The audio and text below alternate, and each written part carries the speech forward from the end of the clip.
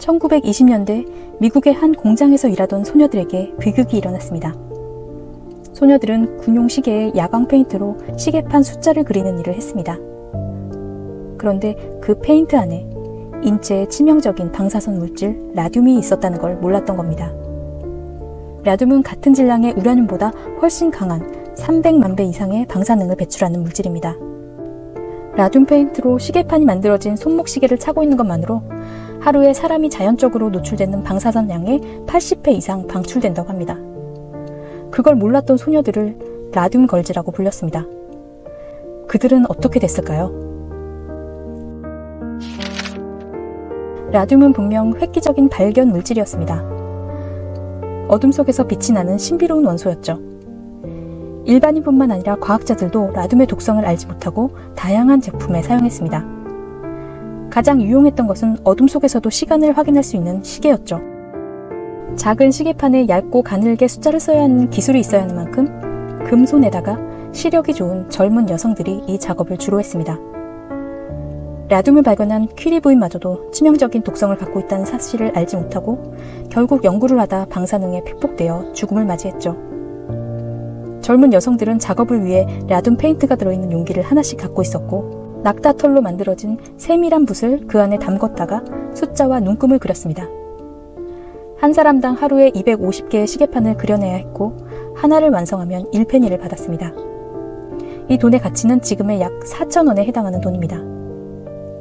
얇은 붓으로 그림을 그려본 사람은 알겠지만 털끝이 금세 흐트러지고 빠집니다.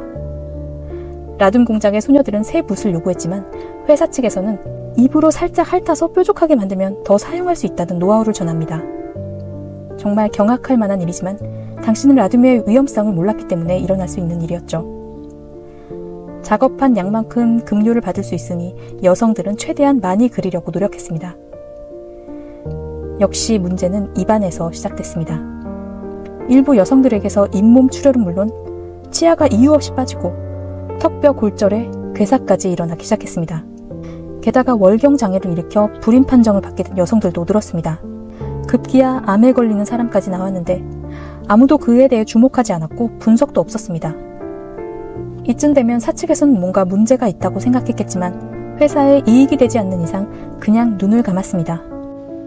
이 심각한 문제에 가장 먼저 주목했던 병리학자이자 법의학자 해리슨 마틀랜드라는 사람이 정부와 언론에 공장의 상황을 고발했지만 회사 경영진은 모든 혐의를 단호히 부인했습니다. 이 회사는 변호사와 의사 등 전문가들에게 뇌물을 주며 무마시켰고 여성들은 계속 일을 이어가야 했습니다. 결국 1923년 공장에서 첫 번째 사망자가 나왔습니다. 그녀는 아래 턱뼈가 괴사로 인해 무너져 사망하고 말았습니다. 그리고 1년이 지나자 아픈 여성들은 50명으로 늘어났습니다.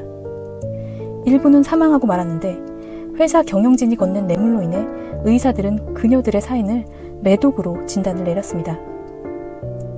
20세기 초 성병은 사회에 만연한 질병이었고 그 증상 중 하나가 뼈와 연골이 파괴되는 것이었기 때문입니다. 아무것도 모르고 회사를 믿은 채 열심히 일만 했던 여성들은 건강도 잃고 차가운 사회적 비난을 받아야 했습니다. 그러자 이후 공장에서 일했던 많은 여성들이 아파도 비난받을까봐 쉽게 병원을 찾을 수 없는 상황에 이르게 된 것이죠. 그러다 1928년 형광 라듐 페인트의 발명가 호소츠키 박사가 연구를 하다 사망하자 겨우 사람들은 죽음의 원인이 된 실체에 다가가기 시작합니다. 15명의 여성이 죽어도 무관심했던 회사는 박사가 죽고 나자 죽음의 원인이 밝혀질까 긴장하기 시작합니다.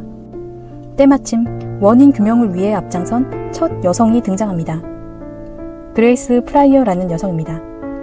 그녀는 군수물자를 만드는 강력한 회사와 싸울 변호사를 구하는 데만 해도 2년이 걸렸습니다.